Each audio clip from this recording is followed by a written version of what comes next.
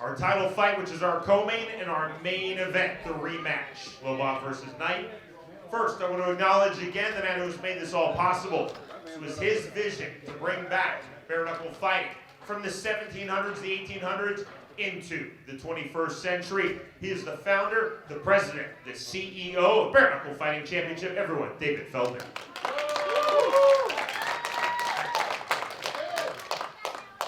David, talk about the evolution. You and I started talking 4 years ago, June 2nd, 2018, the relaunch into the modern era of Bare Knuckle Fighting Championship. How far this promotion, this sport has come in the last 18 months? I mean, it's really, truly amazing that we've only been in business for 18 months. 18 and 11.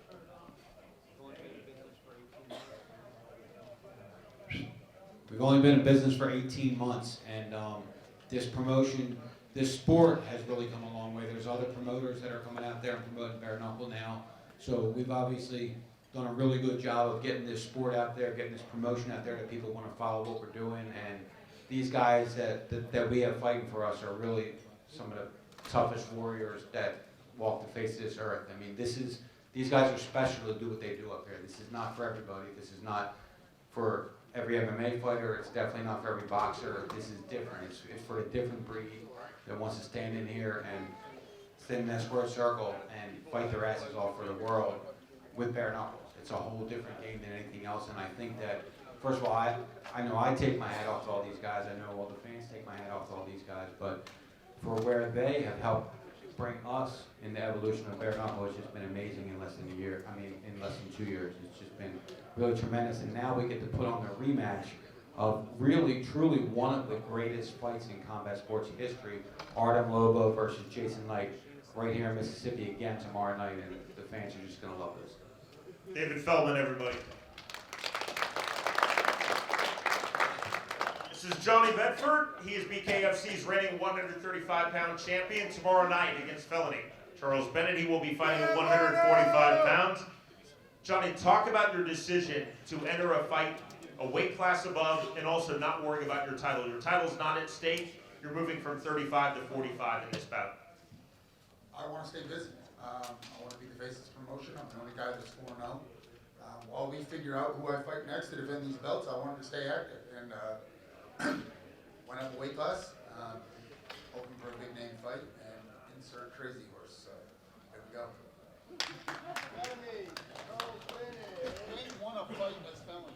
Hey, nobody cares about you, bedwetter. You know why? Because Felony's on the card. That's why nobody cares about you. This is Pride veteran, BKFC veteran, Felony Charles Bennett. Charles, talk about your expectations coming to the BKFC, what you found bare knuckle fighting to be like, and what you're expecting for this bout. Well, with them giving me a guy like bedwetter, I can finally eat. I can finally eat.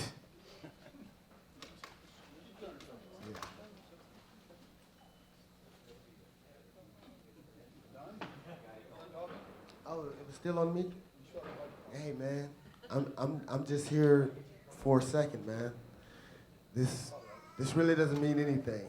All this talking we doing, we can talk tomorrow, though. Ah, you called me Crazy Horse on Instagram. Oh.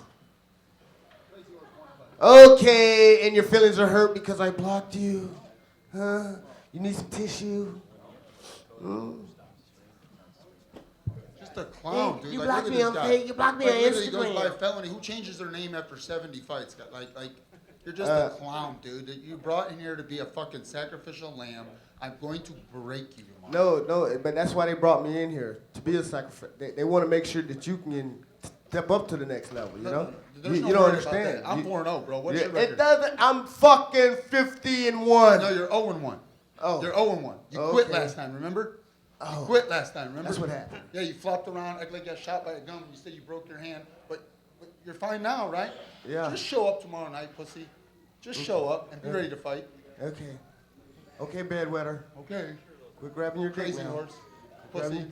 your bedwetter. Fucking crazy glue. I'm gonna kill this motherfucker. Yeah? Well, you're going to have your opportunity tomorrow night.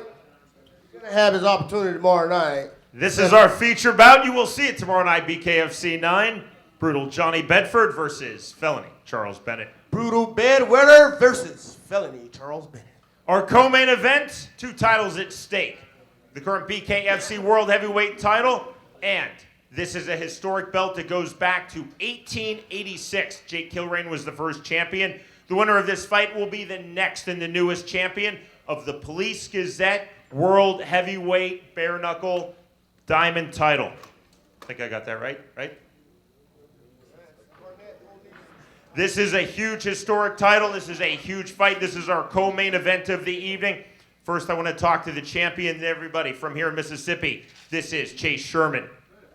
Chase, 2 fights, absolute deep end of the pool. You fought Sam Shoemaker, then you fought and defeated Arnold A.J. Adams to win this title, now Joey Beltran. We were talking about your training. How has your training been different from this in your MMA and your UFC career? Well, for one, I just get to focus on boxing, so it's a great transition. It's easy as far as like we said before, as far as the nerves go, because I don't have a whole lot of elements to worry about. I don't have to worry about the takedowns, 5-minute rounds. We got clinch, but the knees and elbows, things of that nature. So when I go into the fight, there's just 2 things I need to worry about. It's just left and the right. So, it's been a smooth transition, and I've enjoyed it. I'm calm, cool, and collected when I step into that ring, and I got one goal in mind, and it's just to get the W. Chase Sherman, everyone, the champion. He will be facing Joey Beltran, a veteran of the UFC and of Bellator. Joey, you were with us June 2nd of last year, our inaugural BKFC card. 18 months. How have you seen your training evolve and this sport evolve? Yeah, just to echo what he said, it's a lot, personally, it's a lot easier, I think, than MMA training, just because, we don't have to wrestle, we don't have to do jiu-jitsu. That shit is hard, especially when you get up into later 30s, and all I got to do is boxing. I'll take that all day. So I really enjoy this sport. I really love the sport. People think it's brutal, but didn't really have a problem with me getting kicked in the head or getting kneed in the head, so why are you so concerned about me taking a bare knuckle to the face? So overall, I love this sport. I feel like it was made for me, and I'm looking forward to going out there and putting on a show and really stealing the show from the main event. That's what I'm looking for. Joey Beltran, everyone. Again, your co-main event, 2 titles at stake, the BKFC heavyweight title, and to be awarded a belt that goes back to 1886. It is the Police Gazette World Heavyweight Championship Diamond Belt. I got it right this time. It's your co-main event, Joey Beltran, Chase Sherman. At BKFC 1, Joey Beltran fought a war-defeated Tony Lopez. That fight, along with the first fight, contested between our 2 main event fighters for BKFC 9, Artem Lobov, Jason Knight, are the 2 fights that everybody refers to when they talk about this modern era of bare-knuckle fighting. Everyone, we're going to talk to our main event fighters first. A big round of applause, Artem Lobov and Mississippi's own Jason Knight. Artem, I was on stage with you guys for the first fight. There was a lot of animosity. You both still want to smash each other. I think everyone understands that. There's now mutual respect. You were openly cheering, Jason, we'll get to that in a moment, when Artem fought and defeated Paulie Malignaggi. Can you explain the dynamic, the relationship? Because it's friendly, but it's still very competitive. Jason earned my respect after the first fight. He turned out to be a great guy outside as well. But to me, to have a proper fight, I don't need to hate somebody. To me, this is a sport. I see it no different as if we were 2 golfers and we had to play a round of golf. I wouldn't have a problem with that. So this is the same for me. I don't have to punch him because I hate him. I just do it for the art of fighting. And that's exactly one of those cases where I respect him. I like him outside of the ring, but the moment he enters that ring, it's on. Jason, I thought it was a great dynamic. Chris Lidle and I talked about it on the broadcast. We showed you front row openly cheering in the Malignaggi fight for Artem Lobov. Will you talk, same question, talk about the relationship between you 2. Incredibly competitive, but there's now that respect.